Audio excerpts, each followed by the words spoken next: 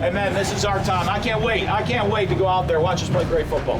Great technique, great assignment, great effort, great passion, great strain. Go out there as a family.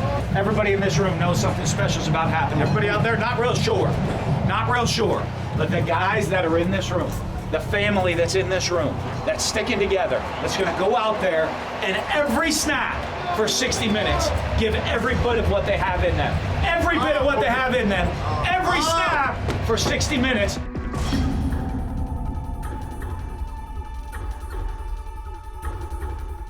Beautiful afternoon here at Davis Wade Stadium, and a big football game between Mississippi State and the University of Alabama. The one thing that we've really done a great job here is to giving us one of the great home game experiences in the Southeastern Conference and really in the country, and not just because of the game on the field, just the whole atmosphere of the excitement of our fans, the marketing department, the things they do, how everybody gets into every part of the game, whether it's the action on the field or stuff going on in the Jumbotron or just people having a great time at the stadium. And the great thing is we've been a little bit more in the national spotlight the last couple of years, and people around the country are noticing what an unbelievable environment our fans have created for us. Henry behind Coker, snap it to Coker, fake it, goes back to pass, getting pressure, throws it upfield and has to throw it away. Good pressure by Ryan Brown. Good coverage in the secondary by Mississippi State. Empty backfield, gonna throw the little screen complete, and a catch made to the 40, tackle broken to the 35, and down to the 31-yard line. Running with the ball is Fred Ross, who caught 11 last week, and Alabama finally takes him off his feet shy of a first down at the 31. We had success when we were able to throw the ball downfield, just as we planned going into the game. We felt like we had playmakers at receiver, and if we could get them the ball, then we'd have some success, and I think that's where we did, moving the ball early. 5 seconds, and he's going to run the option. Toss it out there. A nice cut and a first down gain as the Bulldogs run it inside the 25-yard line with Fred Ross and down to about the 22 or 23. They're going to put it on the 23. And they give to Holloway, trying to get wide, turns the corner. 20, 15, 10, 5, and finally knocked down as he goes inside the 5, and they say his foot was out at the 4-yard line, and there's little Brandon Holloway just able to run around folk. We were able to move the ball on offense as far as just getting down the field, got into the red zone a couple of times and just didn't make the plays that we needed to score, so I think if we score in the red zone, it's a totally different outcome. Waiting on it is Coker. And he's back to pass. Bulldogs get some pressure, and he's going to throw as he is hit. He was being taken down by A.J. Jefferson and Richie Brown. Back to pass, getting pressure, throws the ball down the field. The pass is going to be intercepted. Intercepted by Brandon Bryant. Bulldogs had double coverage. They were trying to throw it to Mullaney, and Mississippi State's Brandon Bryant comes up with his second interception of the year. Just playing cloud coverage, and Coach always tell me to scan the quarterback eyes, and I just saw him get a pocket presence by A.J. Jefferson, and A.J. hit him. He threw the ball. I saw the ball come out of his hand. I mean, I just went and made a play on the ball, being a safety. He did a great job of one, just being where he was supposed to be. He fantastic drop in 2 coverage, right on his landmark. The credit there's always someone else that gets some credit though, and A.J. Jefferson did a phenomenal job of beating his man on pass rush and was in the quarterback's lap, so the quarterback really couldn't finish his throw. Ball hung up for a long time, and Brand did a great job of going up there and getting it, and again, just continuing to build on the momentum that we had throughout that first quarter. Our defense, I thought, was lights out with the exception of 3 plays during the course of the game. They ran 55 plays. On 52 of them, we held them to 180 yards with 6 3-and-outs. And unfortunately, they had 200 yards on 3 plays. So I thought they played really well for the course of the game, except for the 3 catastrophic errors. We played a good game on defense as we could, and we did everything we could to stop them. And I just feel like we did our job. At the end of the day, it was just a tough game, a long game. I love the energy that we came out with. The first 5 possessions, 4 3-and-outs and an interception. I thought we were really taking it to them as well. I thought physically our guys were dominating the line of scrimmage, and we were doing a great job on the back end of being where we were supposed to be. And a lot of good things. There were a lot of good things, and that came out of it. A lot of things that we had been waiting really to see. And there's a lot of football left. We got to go out there. We got to find a way to make plays and continue to battle. And everybody in that room has to expect to win the football game. And as long as we expect to win, continue to battle, we're going to give ourselves an opportunity to win.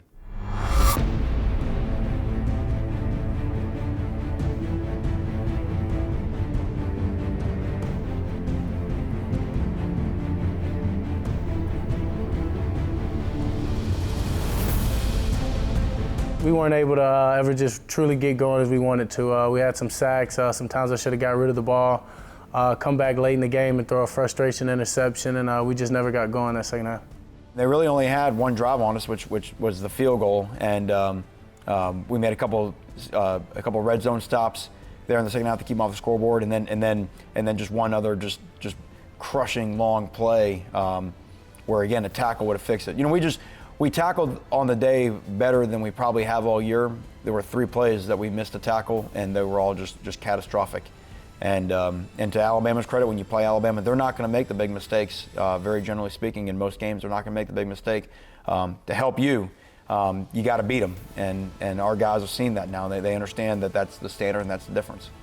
I think our guys know it's a pretty matter-of-fact deal. They look at why we didn't win the game, and so our guys understand that because they understand the game of football. I mean, there's no big shock of what happens. You give up, 4 touchdowns of 60-plus yards.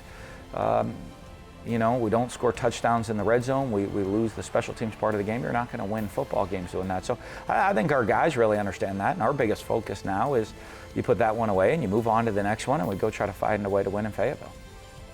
Final score, Alabama 31, Mississippi State 6.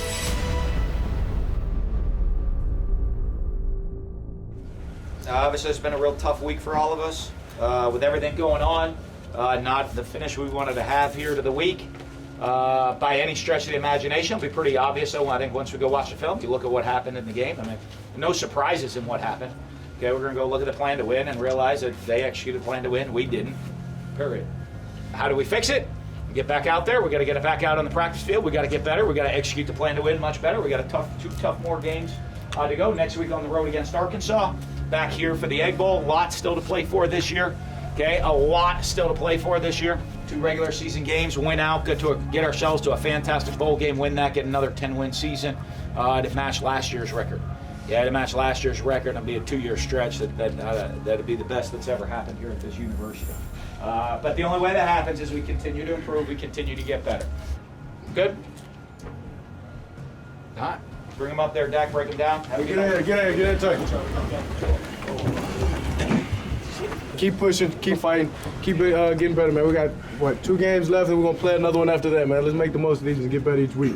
Let's go family on 3. 1, 2, 3, family.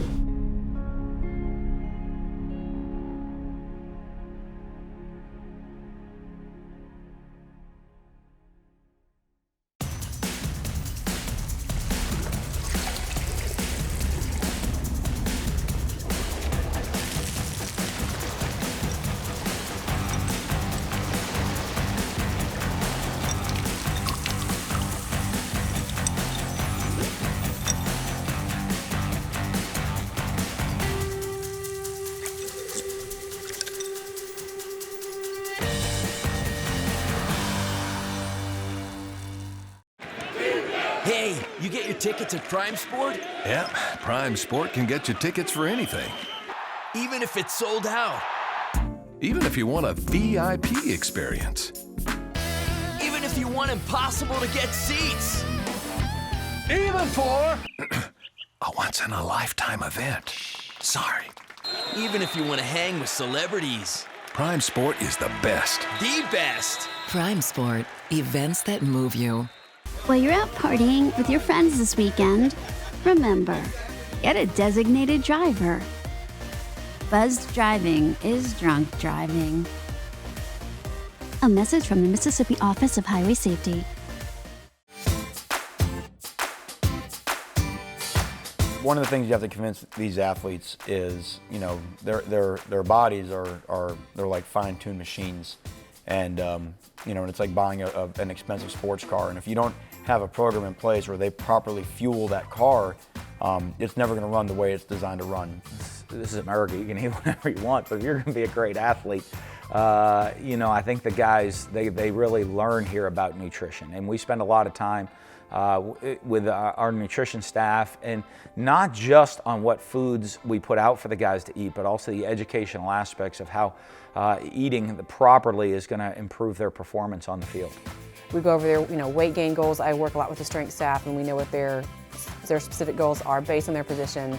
And then I come up with a meal plan, you know, for them. Some of them need to, our defensive backs, they need to gain weight. Some of them need to lose weight. So it's all dependent on their own needs. And most of the guys, I mean, hey, you know, they look big and strong and fast, but when they come to college, they're still just kids.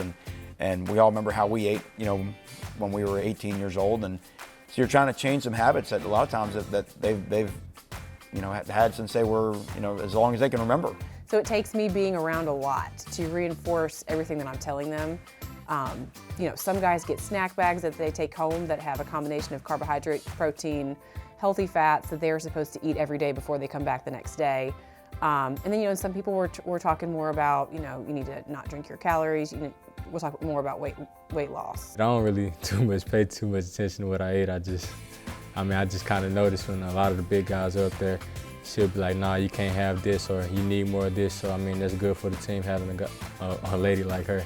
I mean, like all of us, there's things we like. I love cookies, and I love chocolate chip cookies. And so, but unfortunately, they're not the best thing in nutrition that you can have. So our guys have things they love to eat, but you know what they got to do is learn to make certain sacrifices to improve their athletic performance. We didn't have anything like that in high school, so you know, I was just blessed to have it now.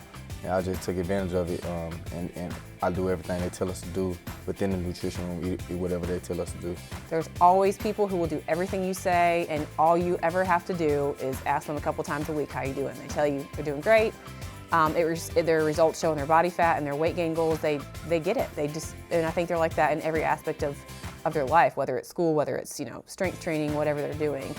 You know, and there are some that do need a little bit of a push, and once they get that push, they can do it on their own as well. And there's always some that constantly need pushing and constantly need reminding. And, you know, for me, I like every personality. I like every one of those, because whatever that is, I'm helping them in some way to meet them where they are. Because, you know, I've, like I said, done it long enough to know that I can't make somebody want to do it all the time. I've seen at the end of the line at pregame meal, and I have seen one guy had 2 pieces of garlic bread with chicken, like a piece of grilled chicken in the middle of it, which I thought was kind of a fancy little sandwich. He had 2 of those. At breakfast, grits with cheese and jelly and sausage all stacked together. People eat candy, Skittles and M&Ms and stuff like that we have from the Thursday practices that the mothers and stuff bring to practice. You know, that's probably it. The absolute strangest thing I've seen, which I've actually tasted it and it is good, I will have to admit, is 2 brown sugar Pop-Tarts toasted with butter on it. That sounds like butter's kind of over the top, but it's good. The other one also involves Pop-Tarts, and it's 2 blueberry Pop-Tarts with 2 sausage patties in the middle. I'm subject if I want to lose some weight. I've tried to lose some weight, and you know, I do know this. When you eat healthy, amazingly, you lose weight. If I keep pounding my chocolate chip cookies, I don't seem to do quite as well. This coaching staff's been pretty on point for wellness this year. There's been some pounds dropped on this staff. So I see a lot of boxes of salads walking up and down the hall. So guys are, this is a pretty active staff. Guys are doing a good job, and I think that's an important thing, because I think you coach better. You know, when you feel better, and you're going to feel better when the healthier you are. Yeah, I like that. That's that sweet. That's that natural sugar right here. Yeah. Once we educate them on why certain foods are in there, what they're for, it's easy for them then to go to the grocery store and say, okay, well, Miss Kelly said this is a good pre-workout. This is a good breakfast food. They can go and buy it on their own as well. But it's, you know, it's also less for the athletes to have to really plan for, because it's already there for them. They know it's good for them. We have gone through the Templeton with them to make sure that they know, you know, every available food option that's on their meal plan. We'll go to the Union. We go, we talk to them before they ever get here and talk to them about training table and all the, how to fill their plate correctly. All those things they are educated on before they get here. And by the time they're sophomores, they're a lot more educated, and then it just becomes me reinforcing everything that they already know. So, sometimes you know stuff and you don't always do it, so you always have to have people around to help you.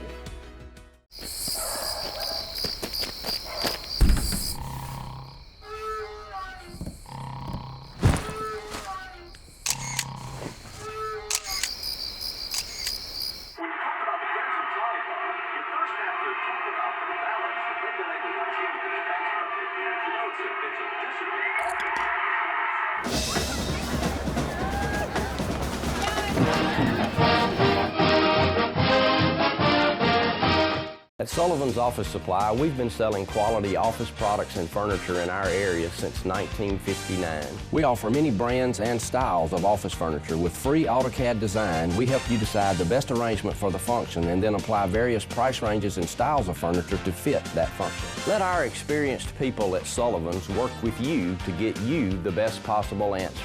You like working with us because we work with you. Sullivan's. It's back.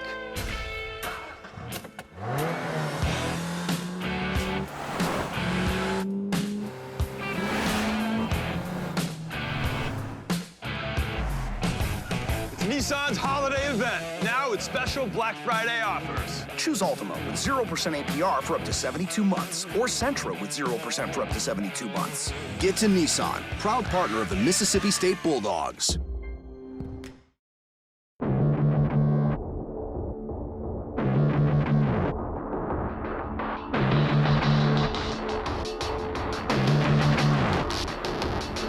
Arkansas is a very good football team. They're like everybody in our division is, and they've won some close games. That came down to some really, a play here and a play there. And when you win a couple of those in this league, then all of a sudden you get yourself on a roll and start feeling good about yourself.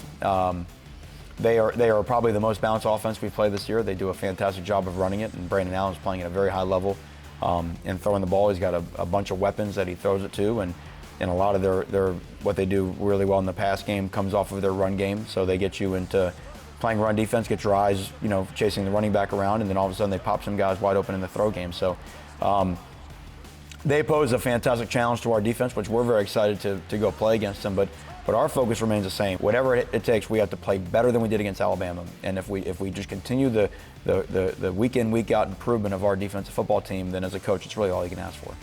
Arkansas is like an Alabama team. They like to run the ball a lot and try to take the shot downfield. Now it seems like they're a better passing offense than they are running the ball. They changed a lot of things up than they did from the previous years. And it's just a matter of gap control. I control this game, and you got to do what we got to do to stop the run and do what we got to do to stop the pass. So it basically just come down to that. They're not going to do too much schematically. They trust their playmakers and their defensive guys to make tackles, and we're just going to go out there. We've got a great game plan set up for them, and we're going to give them our best on the road in a big-time SEC game. They got a lot of talent on their football team, and now they're executing at an extremely high level, both on off. They always play very stout defense. They are a tough team to score on, very sound in what they do defensively, play very, very hard, and so they're a challenging team that way. But what's changed is they're executing at an extremely high level, both running and throwing the football right now. And so they can put points on the board. And when you're playing, anytime you play a ball control team that can really control the tempo of the game and the time of the game, and they can score points, puts a lot of pressure on you to execute every single snap.